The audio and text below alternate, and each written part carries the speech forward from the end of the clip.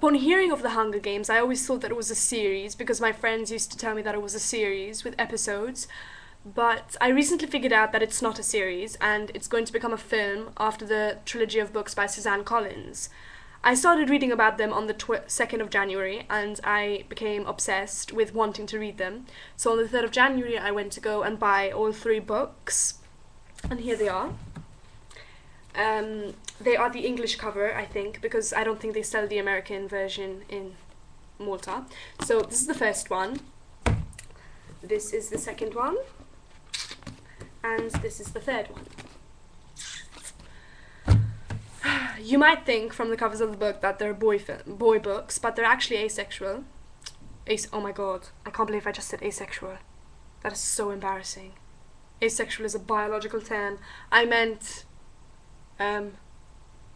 unisex. They're unisex. Oh my god, I can't believe I said asexual. What am I doing? Okay, so I just finished the first book of The Hunger Games, and it took me 4 days to read, and I just finished crying because it's probably one of the most emotional books I've ever read, even though it is science fiction. I thought it was to do with teenage drama and what goes on in life, but I realized now that it's not. It's about the distant future and a rebellion against their government, which caused the punishment of the Hunger Games. Basically what it is this, it could go on for weeks. It's basically this arena that's huge. It could be like a desert or a snow place or a forest or something like that, and it could be humongous. It's like an arena, but there are no people. There are cameras like surrounding you, and there are 24 boys and girls, and they have to kill each other, and the last one standing becomes famous in their district and is awarded with loads of money because money is very scarce in the future, so it's a dystopia for sure. But yes, I am going to have to say that from reading the first book, I have to already challenge them with Harry Potter. Definitely surpassing Twilight. I'm 100% sure it's past Twilight. Better, but it's along the lines of being Harry Potter material and that good. And that's a lot coming from me, being as I'm a die-hard Harry Potter, Pretty Little Liars, Vampire Diaries fans. And it passes those with flying colours.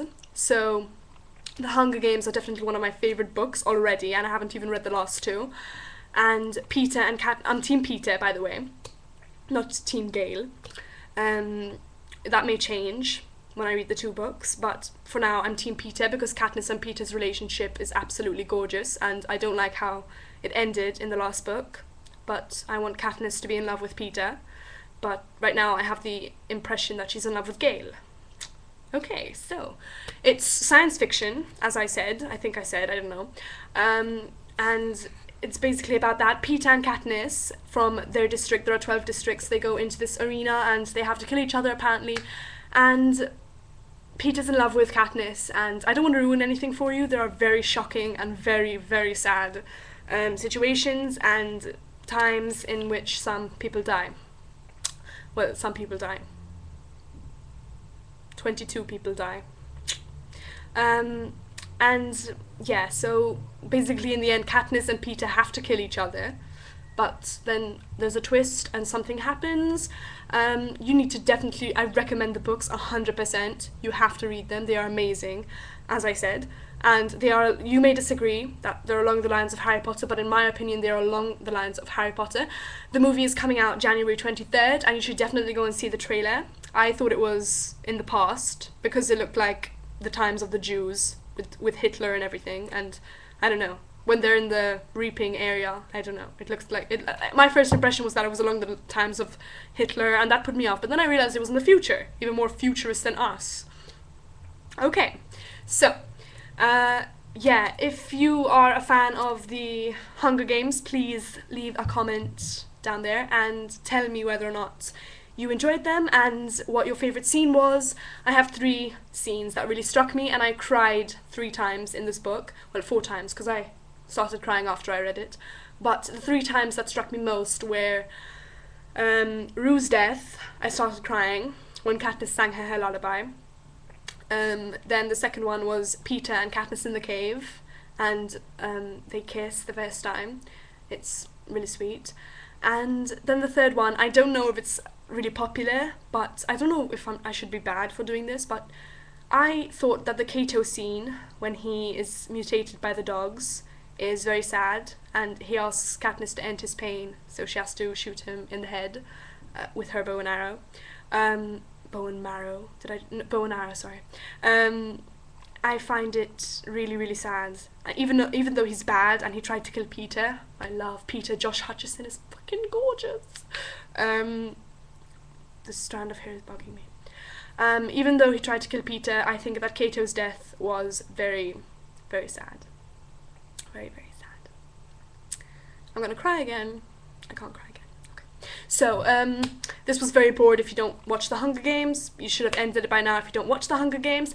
But if you're still watching and you haven't read The Hunger Games, did I say watch? I meant read, sorry. You should definitely read The Hunger Games. You should definitely check them out. As I said, they are not asexual, they are unisex, which means that it's both for boys and girls. There's a lot of fighting, there's a little bit of romance, and yeah. Don't eat. Why? What's wrong with me?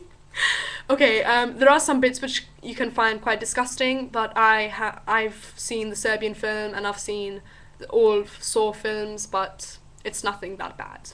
It's nothing at all that bad. But anyway, yeah, you should definitely read The Hunger Games, and I am not going to stop from reading them. They're by Suzanne Collins, so yeah. I will see you next week, guys, when I update my video on Christmas Eve. Hope you had a great New Year. Bye.